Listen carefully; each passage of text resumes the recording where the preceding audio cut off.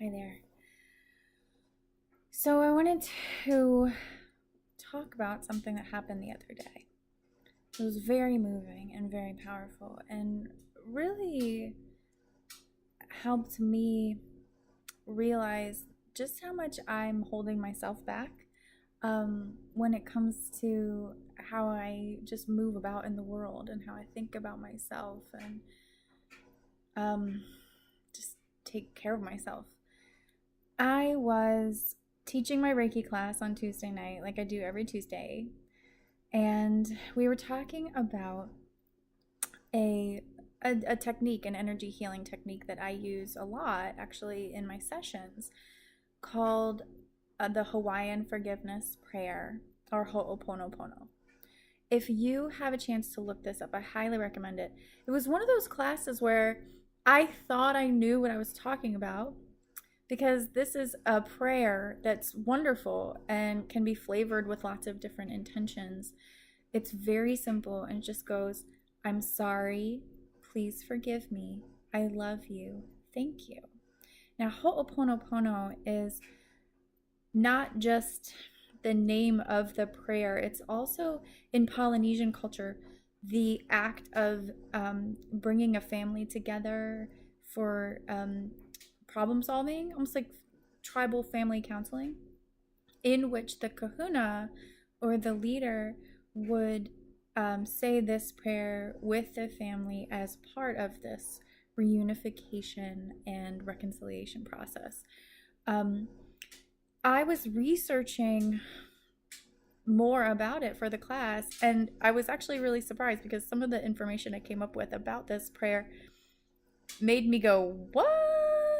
That doesn't make sense. So yeah, I think those are the best classes, is when everyone in the room, including the teacher, is giving the material the side eye and being like, clearly I don't know as much as I thought I did. Anyway, I really encourage you to kind of like do your own research, Google it, whatever you need to do.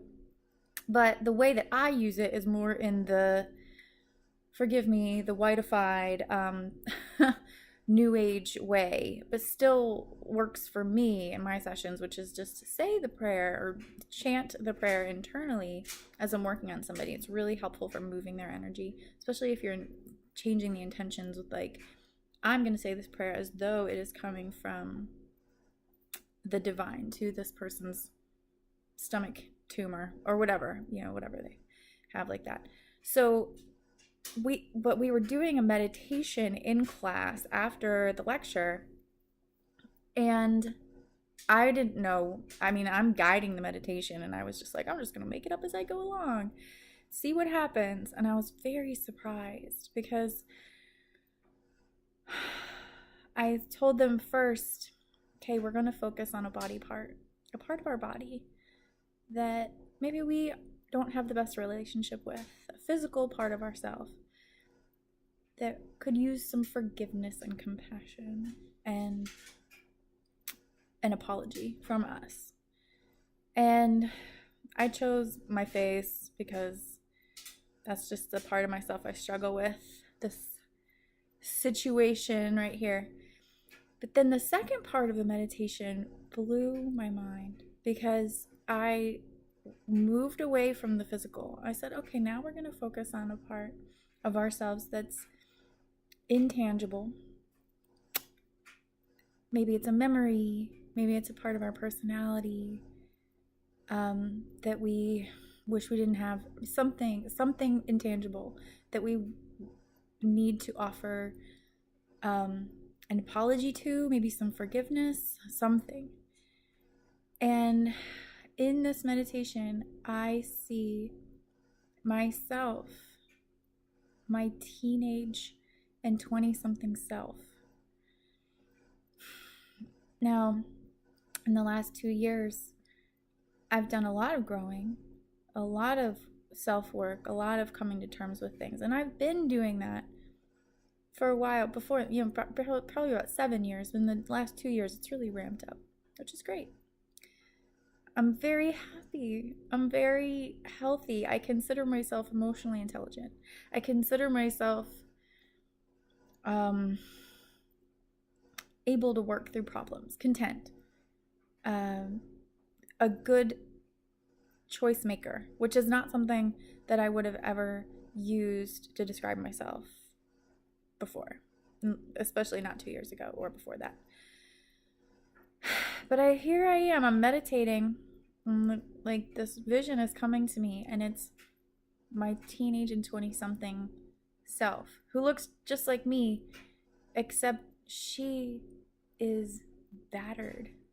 She looked like a garbage pail kid, like a corpse, like matted, nasty hair. She had black eyes. She was bloody, missing teeth. Her skin was like this grayish, blotchy magenta. And I'm looking at this version of myself, this amalgam of me from ages 18 to 30, and going, first, my first instinct was to be like, look what you did. Look what you did to yourself. Are you proud of yourself for your stupid ass choices? And I almost kind of said that to her in the meditation. But I didn't, for some reason, because I wanted to know what she had to say. And instead I just said, who did this to you? And she said, you did. I was surprised because I'm thinking, well, I thought she was going to say, I did. Her at age whatever. Hello, cat. You want to be part of the video?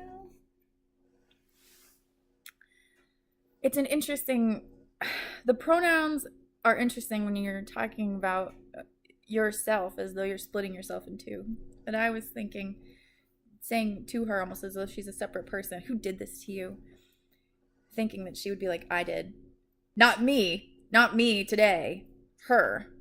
Separate from awesome, content, 38-year-old me who's so with it. And no, but she didn't say that. She didn't say anybody else did. Nobody outside, nobody, not like ex-boyfriends or society or anybody outside. She said, you do this. You do this. Present tense. You are doing this to me. Every time you cast me as the villain in your story. Every time you fault me for making the choices that I did, we did, for not knowing what we didn't know when we didn't know it, for needing to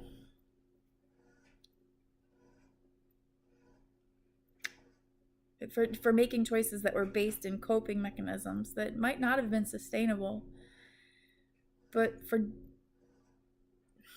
that were the best I could do at the time. She said, you hurt me. And she wasn't blaming me. She wasn't angry. She was just resigned. She was just like, yeah, every time that you cast me as the villain in the story of who you are today, it's another punch in the face. It's another kick in the teeth.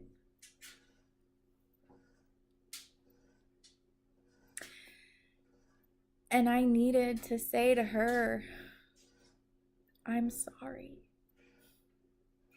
Please forgive me for casting you as the villain. I love you.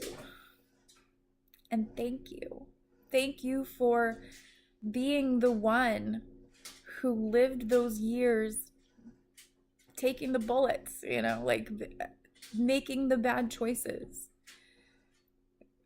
navigating the world in a way that wasn't sustainable or healthy or functional, so that I would have something to move on from, to grow from.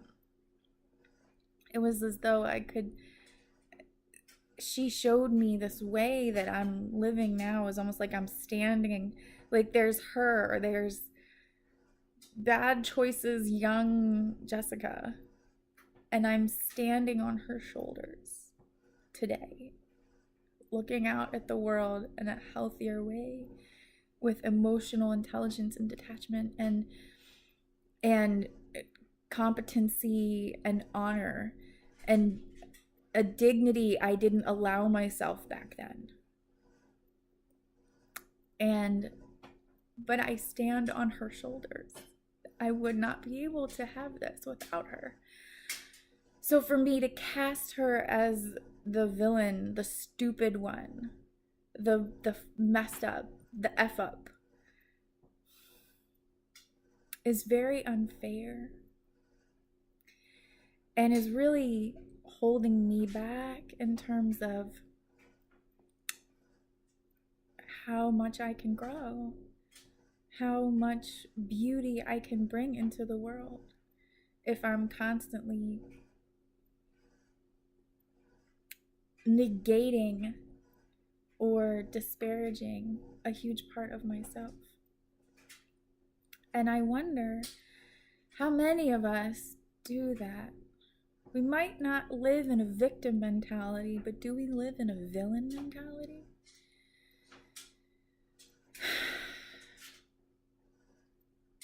So I've been thinking about this for a couple of days now, and I don't know if I'm ready to write about it yet, because that just seems like a larger task, putting words to all this. There's so much imagery, there's so much pronoun wibbly wobbliness. But I really wanted to just put it out there to everyone. In my jammies with my cat on a Thursday morning when I haven't brushed my hair. So thank you. And I hope that this will inspire you to do your own research and look inside yourself and wonder, maybe reconcile with ways that you've been villainizing yourself for not knowing what you didn't know when you didn't know it. So take care.